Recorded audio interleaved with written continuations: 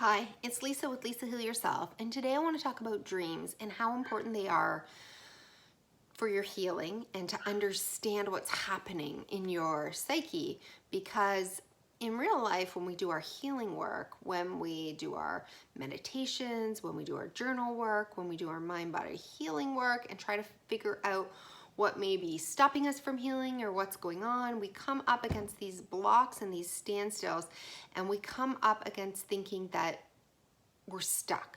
We just don't know why we're not healing, right? And we can't interpret it ourselves. And that's when we go to the dream. That's when we go to our subconscious that is unfiltered in sleep for answers. Because in our waking hours, when we're doing our healing work, when we're doing our mind-body work and our journaling and our meditation, we're filtering everything through filters, basically. We're filtering them through old stories, through future fears. Everything is being filtered through our conditioning.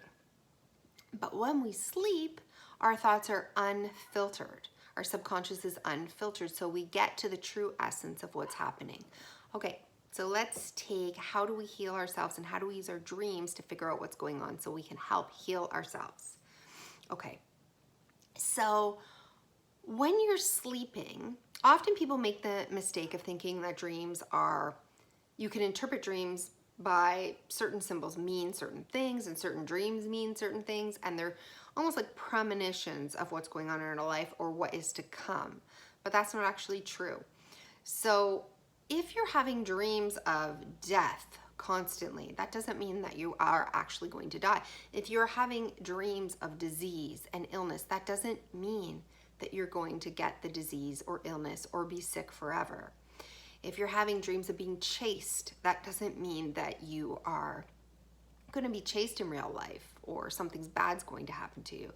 If you're having dreams of arguments and losing people and bad catastrophic things happen, that doesn't mean that these things are going to happen in real life. What it does mean is that the vibrational match or the match of our energy is unfiltered in our dreams. So if we're having a dream where we're running for our life, has anyone ever had that dream? They're running, they're being chased, and they're scared, they're terrified. They wake up in a terror. They feel terrified over that dream. They've been chased all night. Just because that's not going to happen, or we can't interpret that literally somehow in our life, what is a match is the experience and the emotion of that fear. So in the dream, we are so fearful. We're in fear because we're being chased. But in real life, that fear that we felt in the dream is still a match of what's going on in our life. So we are feeling that level of fear over something in our life. Maybe losing somebody, maybe a situation, maybe going back to work, maybe moving, maybe losing a child, whatever it is.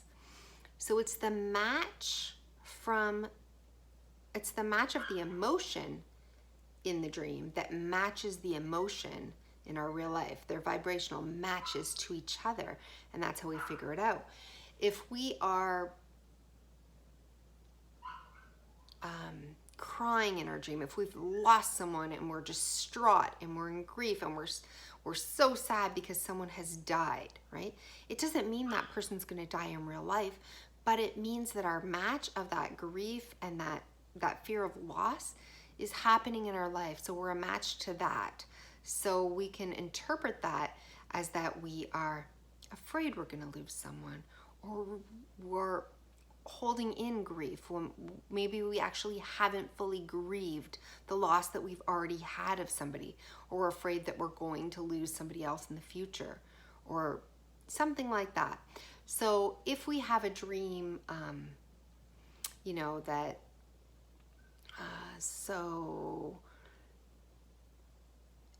so those are bad dreams. Those are nightmares. Those are, if you're constantly having, if you're sick and you're dealing with chronic illness and you're dealing with chronic suffering and pain and fibromyalgia and diseases and autoimmune and cancer and whatever, you are most likely always having bad dreams or nightmares, because whatever's happening in those dreams, we're also a match to that in real life, right?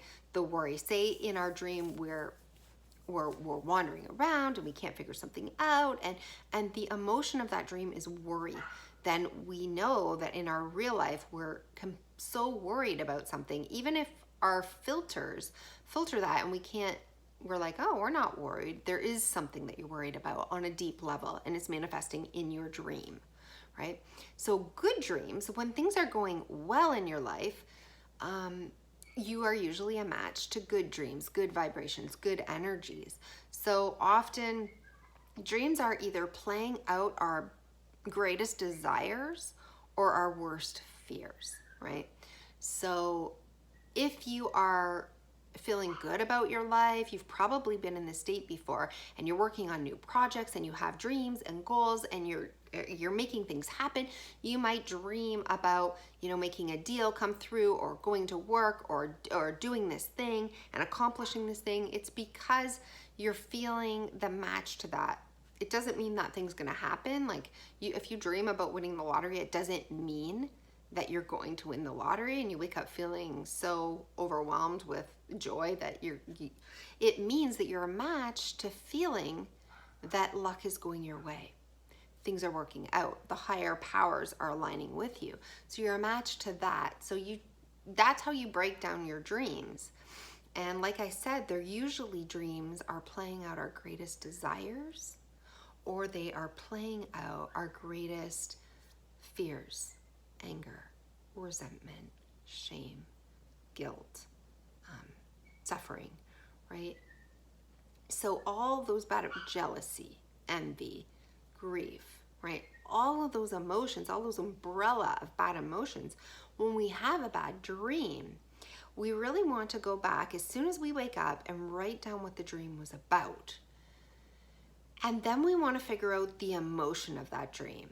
What was the emotion that we were feeling in that dream, as ourselves in the dream, as the other person in the dream, as the symbol in the dream, as the experience in the dream? From different angles, you want to figure out, what is that emotion happening? Is it fear?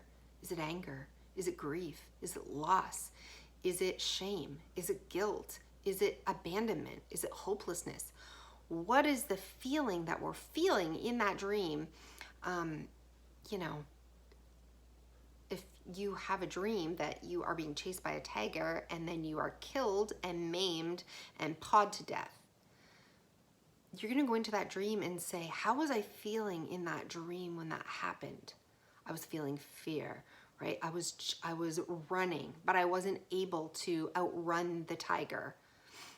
The tiger maimed me, it hurt me. So in real life, we are thinking, we're afraid of something. We're afraid to make a decision. We're afraid we're not strong enough. We're afraid we're incapable. We're afraid that we're smaller, that we're helpless. We're afraid that we, aren't strong enough. So these are some of the things that you can figure out. And then when you do your meditation, or when you do your journaling, you start off your meditation practice or your journaling practice by saying, the reason I don't feel strong enough, or why am I feeling weak, right? The reason I feel, this is what's happening in my life. You say, like, what is happening in my life that makes me feel weak, that makes me feel vulnerable, that makes me feel like I'm not good enough, that I have to get away from a situation? What in my life is making me feel that way? And then by journaling, you might discover that your children are putting too many demands on you and you just need a break. You need some time off. That could be the result of the interpretation of that dream. After you take the emotion, you break it down, the emotion, and then you journal about it from that angle of the emotion. So you go back to that dream now and you say, that's how I was feeling in that dream. How was the tiger feeling? Maybe I was the tiger in the dream. Maybe I wasn't myself. Maybe I was the thing pawing. Maybe I was the thing being pawed, right? If there was a tree there and you climbed it, maybe you were the tree in the dream, or somebody else was the tree. Maybe somebody or something is there to rescue you, right? It's a tree, you climbed to the tree and got away from the tiger. Maybe that's a representation of there's someone in your life that you need to save you, or that is helping you, or that is good for you, or that you're relying on too much, whatever the interpretation, you take the emotion and the feeling from that dream, and then you take it to your meditation, you take it to your journal work, and you try to figure out what's going on in your life, what you're afraid of, where your resistances are, where your fears are, where your grief is, where your shame is, where your helplessness is, where your hopelessness is, where your abandonment issues are, right? Where these kinds of things are. And if you're having a good dream, great, write it down. Try to figure out what emotion is happening. Are you feeling resilient in a certain area? Are you feeling joy, love, peace, comfort, nurturing, loved, supported? There's all these ways to interpret the dream afterwards through emotions, and then take those emotions to your journal work or to your meditation and say, the ways in my life that I'm feeling supported, the ways in my life that I'm feeling gratitude, the ways in my life that I'm feeling strong or capable or whatever are. And then you find that out, and basically then you do more of the good things and less of the things that are weighing you down, and less of the bad things.